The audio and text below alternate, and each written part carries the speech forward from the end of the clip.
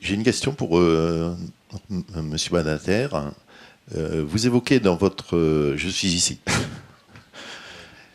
Vous évoquez dans votre dernier livre vos succès, enfin dans la quatrième de couverture, hein, vous évoquez vos succès, mais aussi vous dites, je n'ai pas dissimulé mes échecs, et notamment quand il s'agissait de convaincre l'opinion que la première mission de la justice était de faire respecter et de garantir les libertés individuelles.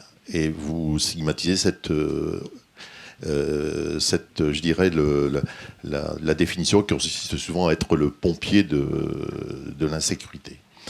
Qu'est-ce qui vous a manqué au dehors du temps pour faire avancer justement, je dirais, combattre ce sentiment de politique sécuritaire que vous développez dans votre première partie de votre livre? Qu'est-ce qu'il aurait fallu faire? Je dirais que c'est une question à la fois d'histoire mais aussi d'actualité, puisqu'aujourd'hui on souffre quand même fortement encore de cet aspect-là. Merci. Oui, c'est pas immédiatement du tout lié au débat de ce soir qui concerne Mitterrand. Non. Ce que je voudrais, alors là je tiens même à le faire, je voudrais souligner, complètement perdu de vue dans la jeunesse aujourd'hui, parce que ce sont des histoires qui leur paraissent nécessairement très anciennes, 30 ans de ça, vous imaginez, eh bien, c'est qu'on ne sait plus ce qu'était la justice française avant Mitterrand. On a oublié. On a oublié que par rapport aux autres démocraties occidentales, nous étions un pays hérissé à la fois à la suite du drame algérien et de la guerre d'Algérie, de juridictions d'exception, et après la panique qui avait saisi le corps social à droite, après mai 68, de lois d'exception. Enfin, on était quand même inimaginable, même quand on y pense. On était le seul pays de l'Europe occidentale, la seule démocratie occidentale à avoir la peine de mort, le dernier, inouï. Nous étions les seuls à avoir cette institution extravagante qui s'appelait la Cour de sûreté de l'État, due à M. Foyer, dans lequel des militaires en uniforme jugeaient en temps de paix des civils, y compris des mineurs, accusés d'atteinte à la sûreté intérieure de l'État. C'est-à-dire une juridiction, disons-le brutalement, à la Pinochet. Nous étions les seuls à ne pas avoir ouvert à nos justiciables la Cour européenne des droits de l'homme, ce qui a radicalement transformé, absolument convaincu, la justice française.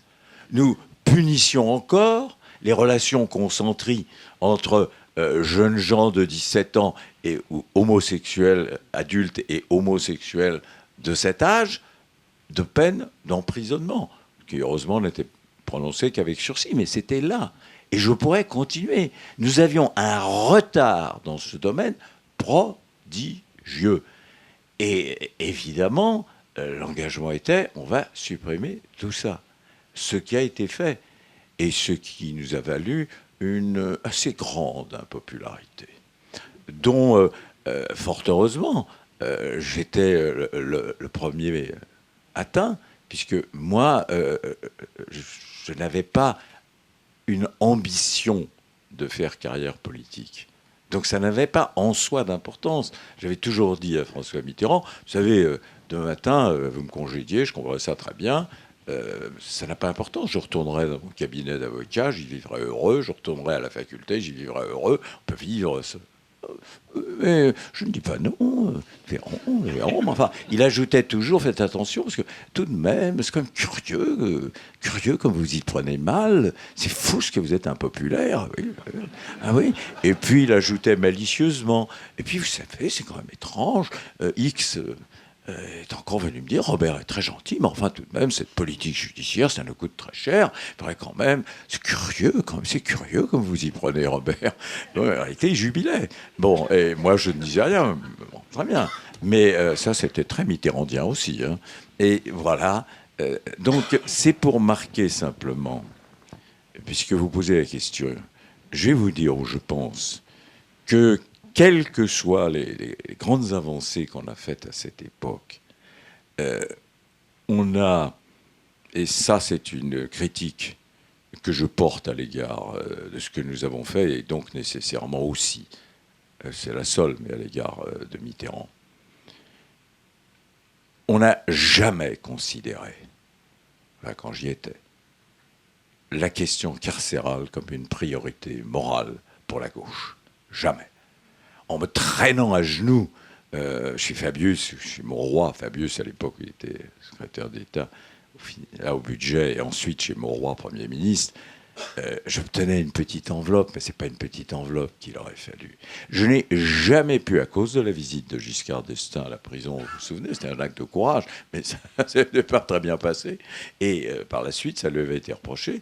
J'ai jamais pu obtenir, jamais pu, que Mitterrand aille une fois en prison avec moi. Non, non, vous y allez, vous connaissez ça mieux que moi, ça n'a pas d'importance, je fais confiance. Jamais pu obtenir de Mauroy ou de Fabius qui viennent avec moi en prison. Jamais. Il y a une espèce d'indifférence, ou d'un côté c'est désagréable, et Mauroy, qui beaucoup de cœur, était toujours oui, c'est vrai, mais qu'est-ce que tu veux, il n'avait pas tort non plus, il y a les priorités sociales, il y a les vieilles personnes, l'hôpital, il y a les chômeurs en fin de droit, et suivait la longue litanie des misères de notre temps. Et oui, il y a la prison, oui, mais c'est pas une priorité des priorités. Le résultat a été que nous n'avons pas sur ce point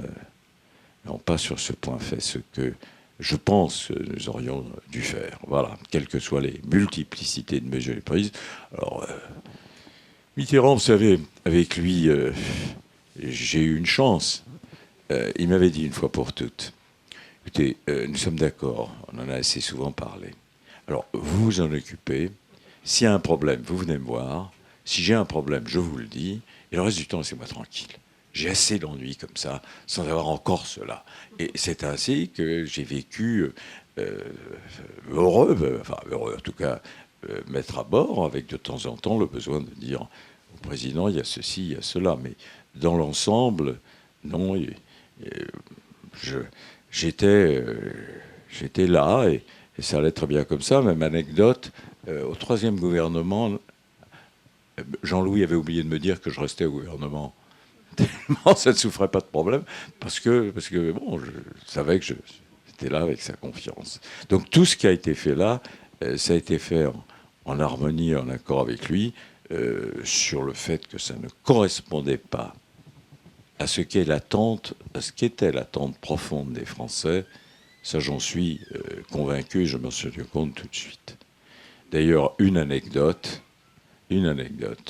En 83, vers le mois d'août 83, un lieu peu favorable à la France, le comité des droits de l'homme à Genève de l'ONU, vraiment, nous ne sommes pas beaucoup aimés. On a eu un très long satisfecit sur toutes les grandes mesures qu'on avait prises en faveur des libertés et des victimes. Très bien, je suis heureux comme tout. Et 15 jours après, il y avait un sondage mortifère pour le garde des Sceaux, dans lequel la question posée était « Qu'est-ce que vous attendez du ministre de la Justice ?» Écoutez bien, chère Elisabeth, ça n'est pas surprenant. Des lois plus sévères contre les délinquants. Et je me suis dit en moi-même, je crois que le moment est venu, il faut en effet, je quitte la place Vendôme et que je retourne à mes anciennes affaires. Voilà. Mais ça, c'est avec Mitterrand, j'ai vécu heureux et en paix, autant qu'un ministre puisse l'être. Vraiment autant. Bonsoir. En fait, j'avais une question conjointe pour M. Duhamel et M. le garde des Sceaux. Je pense que quand François Mitterrand se proclame pour l'abolition de la peine de mort, c'est à une émission que vous animez, Alain Duhamel. Et à ce moment-là, vous dites tout à l'heure que vous étiez un petit peu expert des sondages. Une majorité de Français est contre l'abolition de la peine de mort. N'est-ce pas là le signe d'un homme d'État pour François Mitterrand que de se proclamer ce soir-là pour l'abolition de la peine de mort? Et alors, dans la même question, s'il vous plaît, pour le garde des Sceaux, quelle a été à titre d'anecdote, son émotion quand il monte les quelques marches du Palais Bourbon et qui va prononcer l'allocution pour demander aux parlementaires l'abolition de la peine de mort? Je crois qu'il s'agit de Mitterrand ce soir. Autant dire les choses telles qu'elles se sont déroulées. Certains croient que rétrospectivement, le thème de l'abolition était un thème favori des orateurs de la gauche pendant la campagne de 1981. Gravissime erreur. Gravissime erreur. On n'en parlait pas dans le monde politique. Je parle là de ceux qui faisaient la campagne électorale. À l'intérieur des clubs, il y avait un mouvement formidable à l'époque de pensée, de cercle, d'activité, dans lequel la question de la peine de mort était très importante. Mais politiquement, c'était un sujet considéré comme difficile, disons-nous, parce que la grande majorité des Français, très exactement 63% le jour du débat à l'Assemblée nationale, étaient en faveur du maintien de la peine de mort. 32% étaient pour l'abolition. C'est ça la donnée. Et ça n'était pas des opinions vagues. C'était des opinions, je n'utiliserai pas l'adjectif tranché, mais très fortes. Alors, les choses étant ce qu'elles sont, il y avait eu préalablement dans la série des cartes sur table question posée aux candidats. Giscard est passé le dernier. Et ce n'est pas vous, je crois que c'est Jean-Pierre, avec lequel j'ai eu un entretien le matin de l'émission de Mitterrand. Et la question de la peine de mort, je le savais, et pour cause, vous connaissant quand même tous les deux, que c'était un sujet qui ne vous était pas indifférent. Donc, j'ai dit à Mitterrand, il faut... moi, je travaillais beaucoup les émissions de télévision avec lui, beaucoup. Je vais vous faire parvenir ça recommence. C'est votre obsession. Enfin, écoutez, assez avec cette histoire de peine de mort. Ça n'intéresse pas les Français. Ce qui intéresse les Français, c'est le chômage, etc., etc. Il avait d'ailleurs... Je dis, non, ça va venir. Non, c'est tranquille avec ça, il est très nerveux. Une grande émission. Et j'ai pris une feuille de papier, je la reverrai toujours, une seule, en gros caractères, pas de machine de traitement de texte, en gros caractères, j'ai fait taper uniquement des citations. Des citations des grandes religions qui s'étaient prononcées, des grands écrivains, de la Ligue des droits de l'homme, et bien entendu, pour finir, de Jaurès et de Blum. Et puis je suis allé rue de Bièvre, et j'ai dit à Marie-Claire Papeguet, où est le dossier je ne l'appelais pas le président, elle me dit, il est là, et j'ai mis ça, je l'ai ouvert, le dossier était prêt. Et je l'ai mis là, dessus, en me disant comme ça, j'ai refermé, il y a une chance qu'il le lise, comme il est toujours en retard, il y a une chance qu'il le lise quand il ira à la télévision. Et je lui ai dit, je ne viens pas avec vous ce soir, je veux voir ça, là, je préfère être chez moi avec Elisabeth, je préfère vous regarder, très bien. Et je rends témoignage à vous, je vous rends témoignage. C'est le dernier moment, et je croyais que ça n'allait pas sortir. Au dernier moment, c'est vous qui avez posé la question, et c'est là où Mitterrand a répondu. Alors, il n'a pas posé la question, l'émission se serait terminée, et il aurait dit, il ne l'aurait pas dit, mais enfin, vous voyez bien, ça n'intéressait pas. Mais il a posé la question. Et moi, j'étais chez moi, comme tous les Français, à regarder ça. Il y a eu un quart de seconde à peine. Un quart. Elle n'a pas répondu. Un quart de seconde, on le voit qu'il... Et j'avoue que j'ai pourvu qu'avec son génie habituel, il ne me sorte pas une de ces phrases qui, etc., tout est sublimement dit, mais sans qu'on comprenne très bien exactement quelle est la chute. Et là, il a dit ce qu'on dit et que tout le monde connaît. Oui, je sais que les sondages... C'est indiscutablement une preuve unique de courage politique. Il a dit d'ailleurs au départ, les 64%, je sais que les Français sont en majorité. Eh bien moi, je vous dis clairement, je suis pour... il a dit, je suis contre la peine de mort. Il n'a pas été le mot de monsieur, il a dit, je suis contre la peine de mort. Et quels que soient les sondages, et alors il a dit les autorités spirituelles. Donc c'est un acte de courage politique exceptionnel. Alain racontera ensuite, je pense, comment ça a été ressenti par quelques-uns des proches de Mitterrand présents ce soir-là. Moi, voilà, j'ai bondi le joie au plafond, j'ai dit, bon, maintenant, il n'y a plus qu'à l'élection et c'est fini, cette histoire. Mais en y réfléchissant beaucoup après, je me suis dit que c'était chez lui aussi, pas seulement l'expression d'une conviction, elle était devenue sa conviction. Elle était devenue sa conviction. C'était aussi une intuition politique tout à fait remarquable. non pas qu'il espérait que grâce à ça, il aurait plus de voix, mais parce que toujours l'accusation avait été portée contre François Mitterrand, sans reprendre les thèmes évoqués tout à l'heure, de Machiavel, Florentin, homme habile, etc., le plus maître des politiques, mais pas une réelle force de conviction comme celle de Mendès France qui l'ulcérait. Et que faisant cela, devant tous les Français, prenant sur une question majeure d'éthique et de valeur, une position contraire à celle que lui-même déclarait être celle de la majorité des Français, il montrait que sur l'essentiel, il était d'abord un homme de conviction. Donc, il cassait cette légende ou cette image qu'on donnait de lui. C'était purement intuitif, je pense. Alors, il y a une autre explication, c'est la dernière. Ça, c'est celle d'Élisabeth. Élisabeth pense que parce qu'il savait aussi que le regardait à cet instant sa fille, qui allait avoir 7 ans, et Anne Pinjot. Et qu'il ne pouvait pas, face à une question comme celle-là, vis-à-vis la passion qu'a toujours eu Mitterrand, vis-à-vis de sa fille, pour l'avenir aussi, tenir un propos différent. Il était l'héritier de Jaurès et de Blum. Mais moi, je crois plus à l'intuition du politique. Oui, je vais pas être long. Mais oui, mais avec tellement de talent. Merci, je vais revenir. Bon, c'était la dernière grande émission de François Mitterrand avant la campagne à proprement parler, qui était donc en mars 81. Je n'avais pas rencontré Robert Badinter le matin. Oui.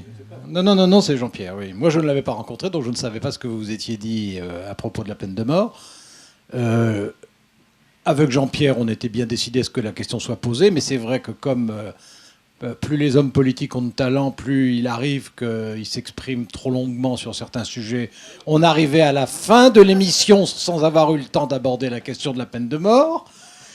Et j'ai eu une espèce de pulsion, puisque Jean-Pierre commençait pratiquement à dire au revoir. Et un peu comme nous maintenant. Et je me suis dit non, il faut que cette question vienne, parce qu'elle ne peut pas ne pas venir. Et donc je lui ai posé la question de façon assez sobre d'ailleurs, directe mais sobre. Et d'abord, je n'oublierai pas le regard, et j'étais en face de lui, le regard qu'il m'a jeté à ce moment-là. Et le regard, il aurait pu, surtout que c'était un peu de... Ça faisait partie des fausses bonnes recettes des hommes politiques à l'époque, puisque c'était solennel, répondre à la caméra. Et pas du tout. Il a répondu en me regardant, et je me rappelle vraiment bien de ce regard, qui était 80% de résolution, 10% de défi et 10% de défiance. Et il a répondu, comme vous l'avez très bien décrit. Et l'émission s'est arrêtée tout de suite après. C'était la dernière question. Enfin, c'était devenu la dernière question. Et nous nous sommes donc levés de nos fauteuils. Et une ruée des collaborateurs de François Mitterrand s'est produite autour de moi pour me dire quel scandale, quelle honte, quelle chose trappe, en plus vous osez terminer l'émission comme ça, vous êtes vraiment déterminé à ce qu'il se fasse battre, on ne l'oubliera jamais. Et à ce moment-là, François Mitterrand est arrivé, il m'a mis la main, non pas sur l'épaule, mais sur le bras, et il m'a dit « Je vous remercie d'avoir posé cette question, d'ailleurs ça ne m'a pas étonné de votre part, et je ne l'oublierai pas. » Et les mêmes, je n'en rajoute pas, les mêmes, 1/10 de seconde après, se sont rués vers moi en disant « Quel courage, comme vous avez bien fait, comme c'était intelligent, comme il fallait le faire ». Et dans le genre psychodrame et chose vue, c'est un souvenir que j'ai. Mais dernière chose, au moment où j'ai croisé son regard, je ne passais pas mes nuits à espérer qu'il gagne. Mais au moment où j'ai croisé son regard, quand il a commencé à me répondre, et que j'ai vu qu'il allait répondre, c'est-à-dire qu'il allait vous écouter, à ce moment-là, je me suis dit, d'une part, je crois qu'il va gagner, et d'autre part, j'ai eu, alors évidemment sur le moment, je ne l'ai pas formulé comme je le fais maintenant, l'impression que parlant aussi de l'abolition de la peine de mort comme dernière question à la dernière émission qu'il allait faire avant la campagne à proprement parler, d'une certaine manière, il faisait un peu pénitence pour sa période de garde des Sceaux du gouvernement Guy Mollet, et qu'en même temps, comme il faisait preuve de courage, il s'absolvait lui-même d'un seul trait. Ouais, c'est comme ça que j'ai ressenti. Je crois malheureusement on va devoir, mais peut-être nos invités, vous pourrez discuter avec eux 5 minutes ensuite, mais il faut vraiment qu'on conclue. Merci à tous. Juste un mot pour vous dire que ce débat a été organisé en partenariat avec la FNAC, qui tout au long du mois de mai va organiser d'autres rencontres autour de François Mitterrand, et vous en trouverez la liste sur le site internet de la FNAC.